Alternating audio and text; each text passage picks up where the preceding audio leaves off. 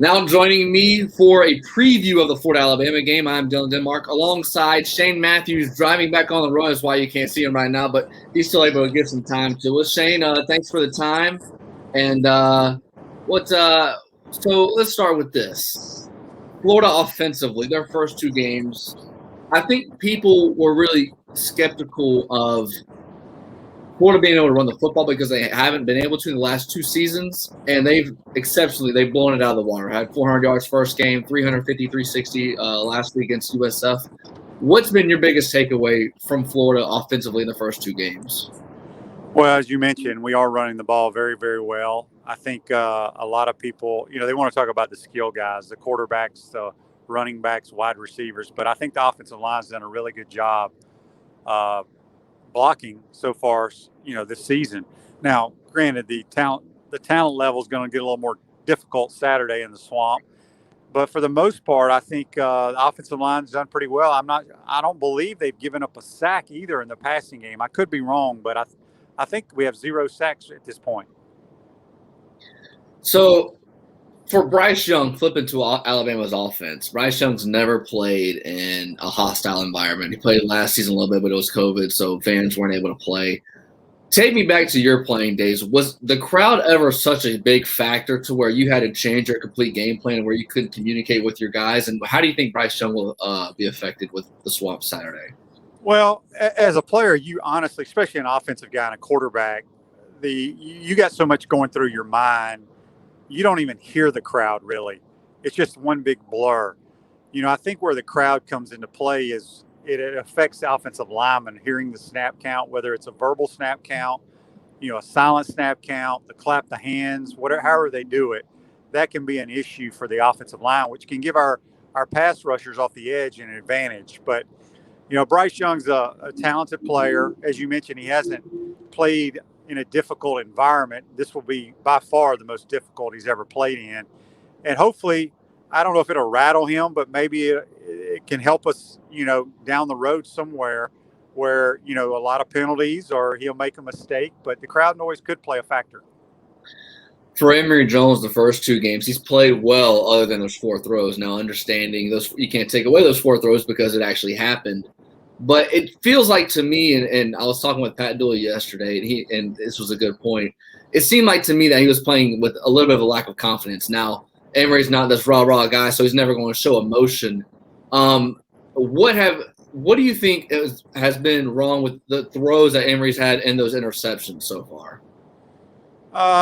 He made a couple bad decisions, and he threw late. You're going to make some bad decisions here and there, but throwing late will get you killed. And, I don't know if we've ever had Trask threw pretty well on time, but Dan's never really had timing type throwers at the quarterback position. And that basically goes back to, if you look at Emory's 4 interceptions, most of them were late or he didn't put enough air on the ball. The trajectory was wrong. But, Emory's a guy who's waited his turn. I think everybody's pulling for him.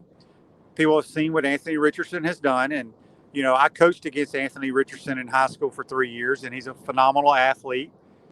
But Anthony didn't always play great against teams that had really good athletes. So taking nothing away from what he has done, because he's going to be a tremendous player for Florida. But we got to see him perform like that against SEC caliber players. And whether he plays this week or not, I don't know. I'm sure he will. Thank goodness he plays quarterback, because that usually doesn't. If you have a hamstring strain, won't affect your play at the quarterback position unless you take off on a bunch of long runs.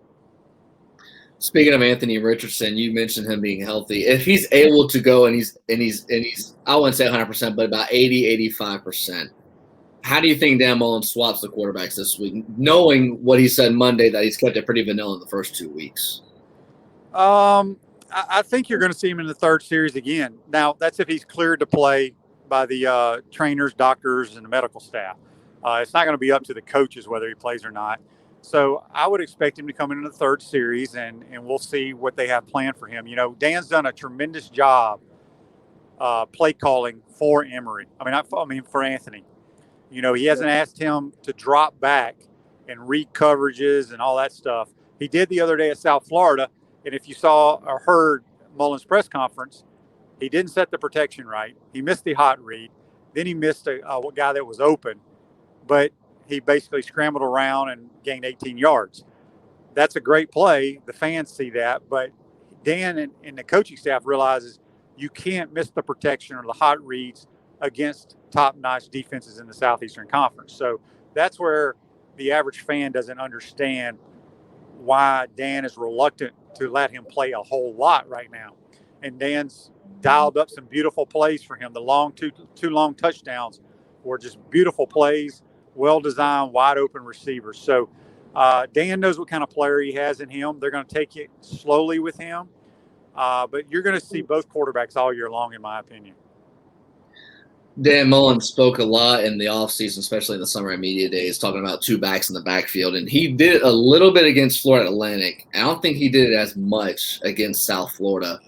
One, do you think he's going to show that a lot more in this Alabama game? And two, what kind of problems does that face for a defense for having two backs in the backfield that are pretty good?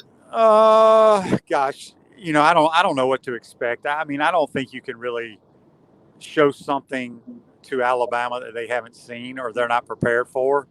I think when people talk about showing a lot of the offense, it would be Florida lining up in five wides the entire game. Now that would surprise me.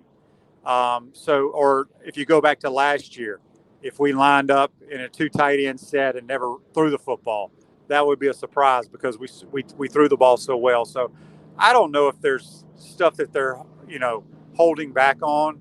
A lot of people say that, but what Dan and them got to figure out is how can we move the football in Alabama? What gives us the most success trying to win this game?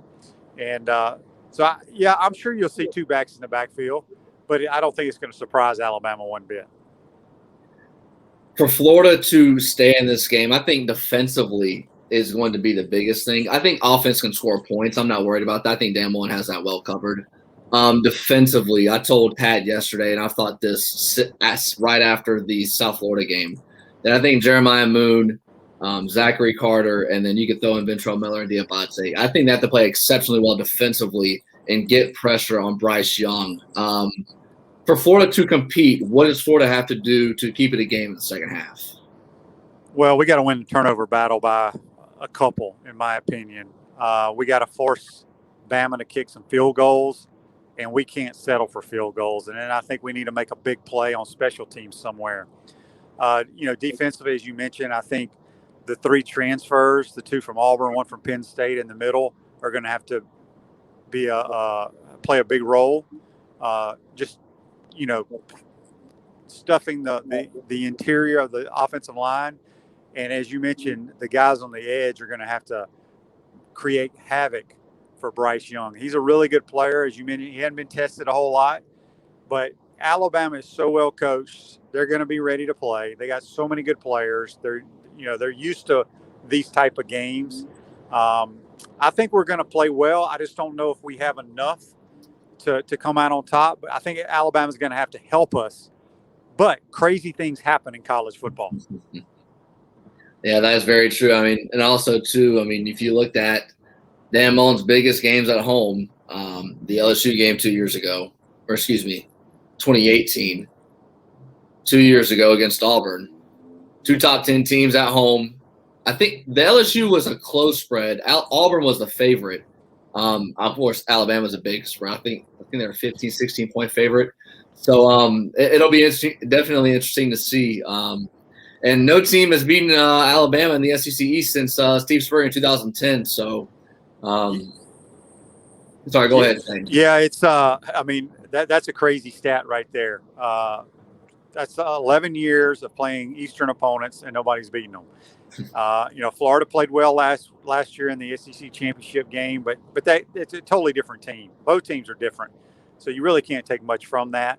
But with the crowd, Bryce Young first road test, Alabama still, I don't want to say the question marks, but the question marks going into the season were kind of on their offensive line. They lost a ton of skill players, but they lost a lot of good players on the offensive line.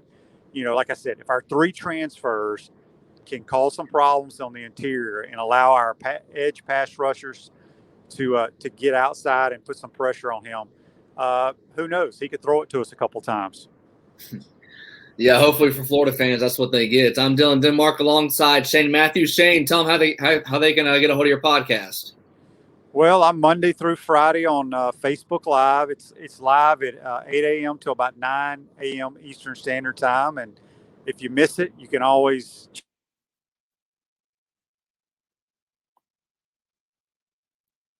I think we lost him for a second. Shane, can you hear me? Yeah, can you hear me? Yeah. Go ahead and say it again for us. I caught you for the first 10 seconds. Yeah, so Pot Up with Matthews in the Mornings on Facebook Live, 8 to 9, Monday through Friday.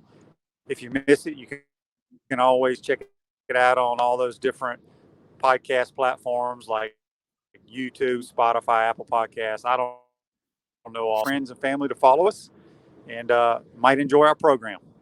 Awesome. We'll definitely get that out there on our Twitter and Facebook. Shane, thanks again for the time, and I hope to see you soon, brother. All right, Dylan, take care, buddy.